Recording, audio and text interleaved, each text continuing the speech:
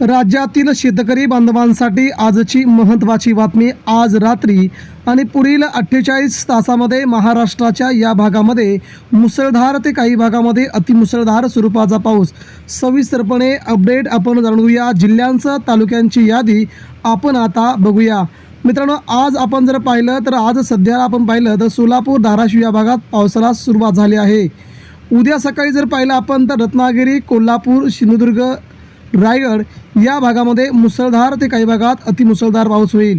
सातारा, सांगली, कोल्हापूर आपण समोर बघतोय। या समोरच्या चित्रफितमध्ये आपण पाहतोय की सातारा, दापोली, पुणे या भागात देखील उद्या सकाळपासूनच पावसाचा जोर वाढणार आहे। त्यानंतर आपण उत्तर महाराष्ट्राकडे जर गेलो तर उत्तर महाराष्ट्रातील छत्रपती संभाजीनगर, नंतर नाशिक, जळगाव, मालेगाव, अकोला, छत्रपती संभाजीनगर, हिंगोली या भागातही पावसाची जोरदार शक्यता उद्या दुपारनंतर जाणवते आहे। त्यामुळे येथील शेतकरी बांधवांना मोठा दिलासा मिळाला आहे। त्यानंतर दुपारनंतरच उद्या सोलापूर, अकलूज, धाराशिव, बीड, लातूर या भागात देखील जबरदस्त पाऊस पडणार आहे। सोलापूरच्या काही भागात, धाराशिवच्या काही भागामध्ये मुसळधार स्वरूपाच्या पावसाचे वातावरण उद्या तयार होत आहे। त्यानंतर हिंगोली, नांदेड, परभणी, जालना या भागाला देखील उद्या संध्याकाळी 8 वाजता हा पाऊस जोर धरेल आणि या भागातील शेतकऱ्यांना पेरणीयोग्य पावसाची शक्यता आपण वर्तवत आहोत।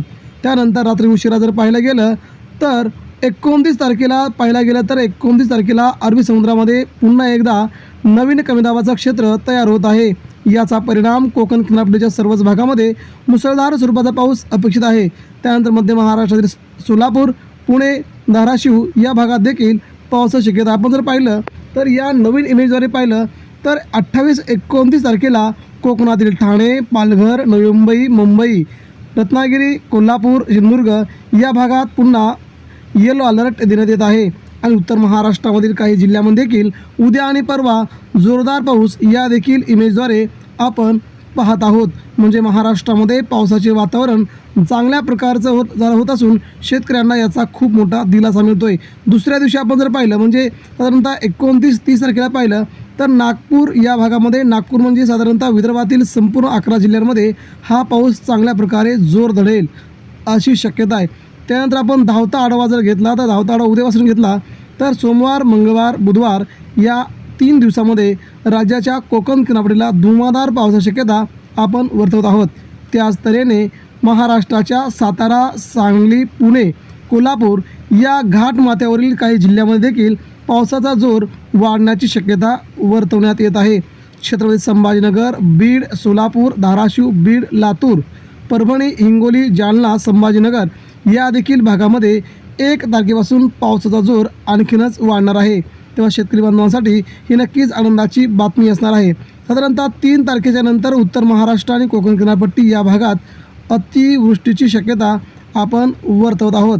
आज रात्री आपण जर पाहिलं तर आज रात्री कुठे पाऊस पडतोय जर आपण समोर पाहिलं तर यवतमाळ, अमरावती, अकोला, जळगाव, संभाजीनगर, हिंगोली, चंद्रपूर या भागात सध्या काही भाग बदलत भागामध्ये मुसळधार, काही भागामध्ये अतिमुसळधार स्वरूपाचा पाऊस सध्या चालू आहे। त्यामुळे येथील शेतकरी बांधवांना याचा दिलासा आहे। त्यानंतर मालेगाव, नाशिक, नगर, धाराशिव या भागात देखील रात्री उशिरा पावसाची हजेरी येण्याची शक्यता आहे। त्यामुळे मध्य महाराष्ट्रातील, उत्तर महाराष्ट्रातील काही जिल्ह्यांमध्ये हा पाऊस जोर धरेल अशी शक्यता सध्या आपण वर्तवत आहोत। सध्या माहितीतून बघितलं नांदेड, धाराशिव, बीड, लातूर, हिंगोली या भागावर देखील पावसाचे ढग सध्या आपल्याला जाणवत आहेत। रात्री उशिरा 8 ते 9 नंतर या भागात पाऊस